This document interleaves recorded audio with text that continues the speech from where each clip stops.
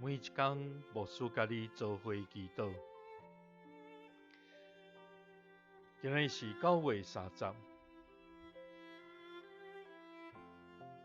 以赛亞書40章29節安尼講：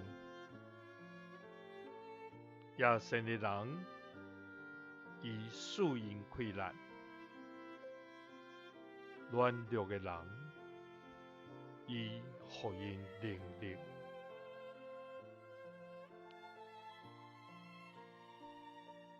三角來祈禱，賜阮氣力甲能力的天父，阮感謝你。主啊，你是坐佇寶座頂掌管萬有的上帝，你是亞羅觀看世間人，閣亞耳孔聽困苦憂傷的人祈求的天父。你親像牧者顧你的羊群，要用手抓我羊仔囝，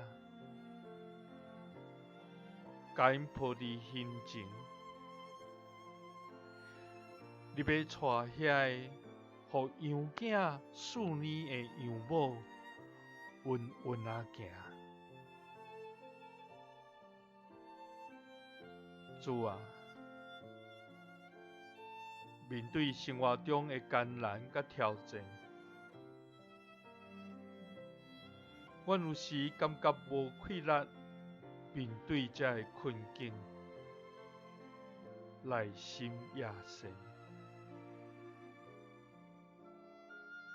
面對生命中的無確定，甲頭前的路無明的事，阮軟弱無能力來向前。主啊，願你幫助，因為野生的人，你要樹蔭潰爛；軟弱的人，你要福音能力。祈禱是奉主耶穌基督的聖名。